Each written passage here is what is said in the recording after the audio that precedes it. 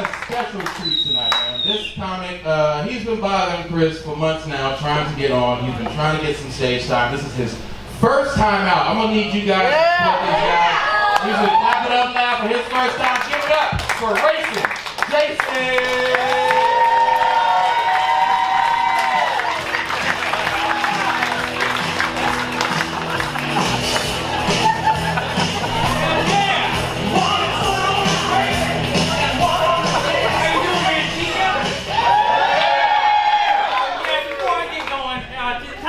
Much for having me. I just got to say, before I get going here, I want to ask a question, Manteca. Y'all believe in dreams?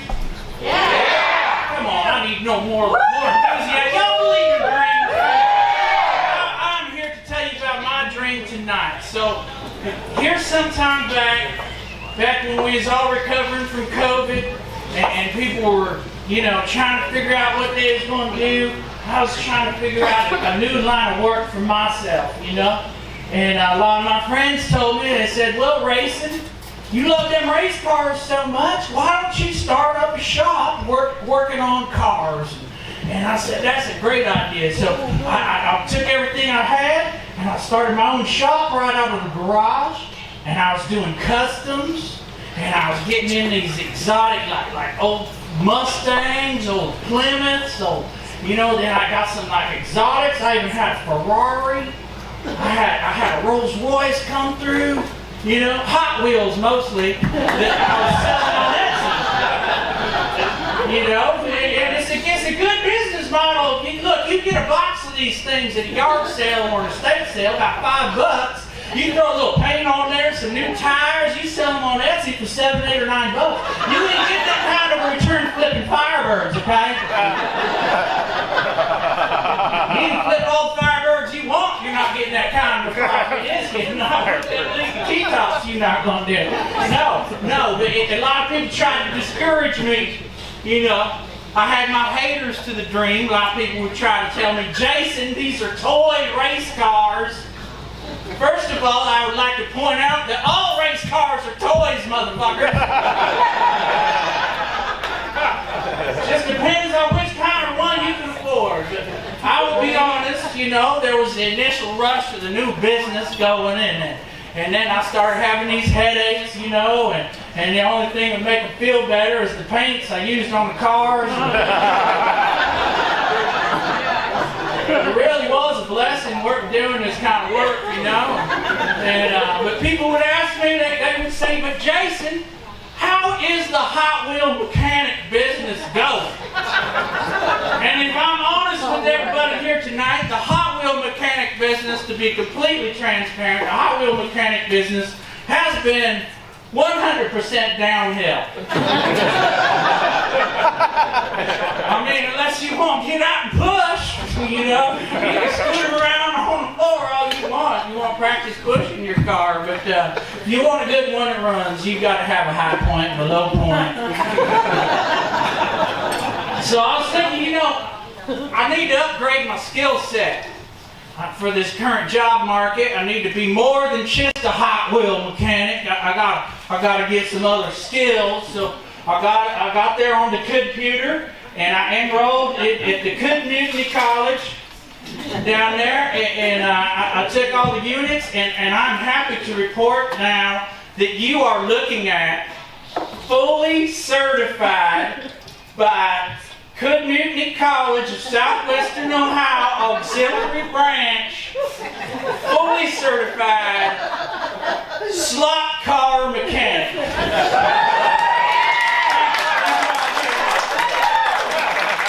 Complete all four units at Community College, and I'm feeling real good about it. I think it was a good move. A lot of people, if you ask around, you'll hear electric vehicles are the future. It's inevitable.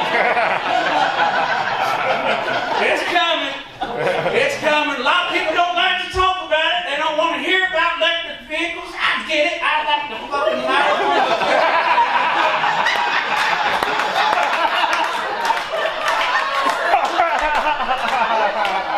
All of a sudden, I felt like I was eating pussy just now.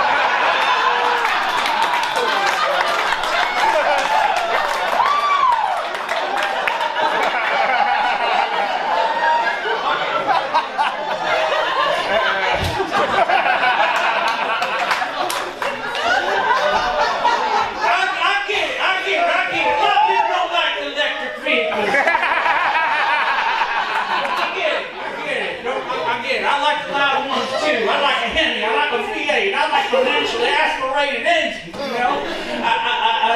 But electric vehicles, some people hate it so bad, you might even say that just mentioning electric vehicles, some people say, get triggered. Which is amazing, because you use a trigger to drive these fucking cars, people. Okay? And what could be more American than that? Pulling a trigger, going way too fast, flying off the track. USA! USA!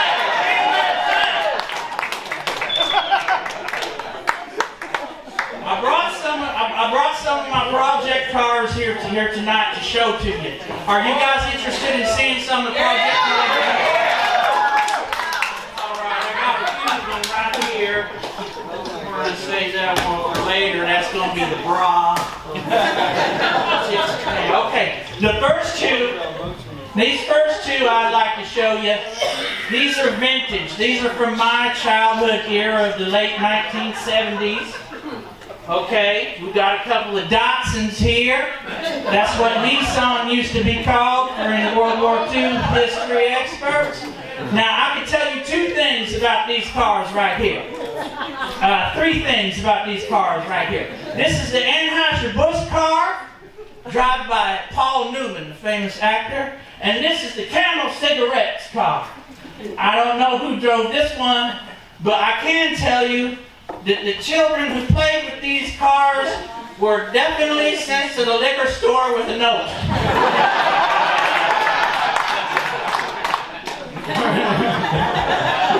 Grab your beer, grab your smokes, kids, we're going to race. And this in here is shiny.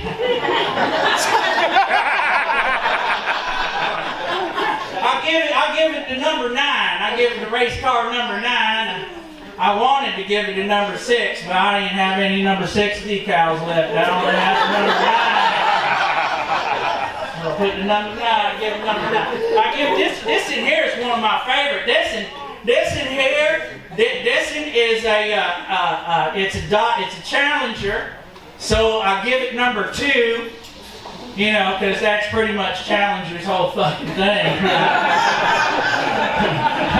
It's not the Dodge Champion, is it? No, you got here Dodge Challenger, so I give it number 2. Speaking of second place, I got the General Lee here. You can have him race against General Grant. And, well, we know who wins that one. And then this in here, I want to do something in spirit of the election season. I got the official race car of Making America Great Again. Yeah. It's an NYPD squad car. You can see it.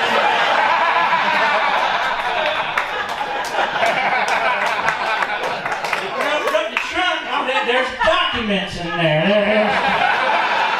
There's some documents in there. And you get a Bible if you want. And then this in here, equal time. I'm not going to be one-sided, equal time. I got the official Joe Biden race car right here. It's an ambulance.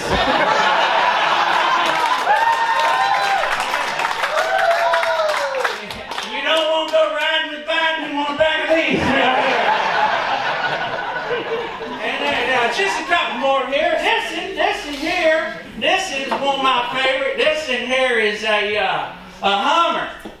Guys, don't act like you ain't bought one of these before.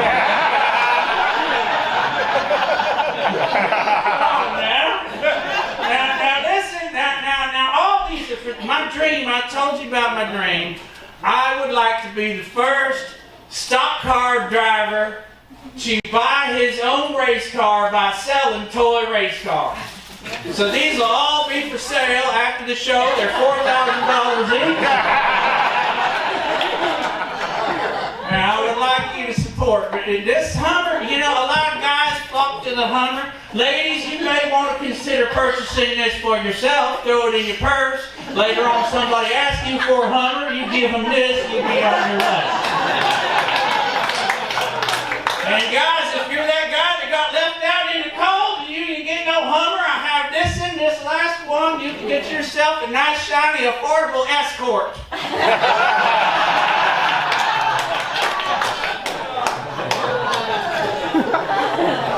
Before I get going, a lot of people like to ask me about my patches on my pit crew jersey. They say, Jason, how did you earn all these badges? And I like to go through them with you. I got the race flags because people call me Racin. I got this one here is Jace. That's the name of my favorite cut median in the whole wide world. Right there, Jason. I took this gig. He said as long as I carry his bags, do all the driving, and guard the car real good, I could keep doing this guest spot. It's a good deal for me. And then this in here is Gulf War. I got that one for being in the Gulf War. I said it was an oil war. I wanted to have the ribbon to sew. And then this in here is for one of my favorite bands. Of course, you all know who I'm talking about. That's right, the Sexy Tight. I forget what the P stands for. Plymouth, I think Plymouth. Pettigrew's a Plymouth, so we're going to go with that. And then this one is because I got the heart of a champion, and I want to thank y'all for letting me share my dream here tonight. I hope you enjoyed the rest of the evening, and God bless Dale Jr. and his daddy. If anybody wants a stick of gum, I got 14 and a half left. Thank you.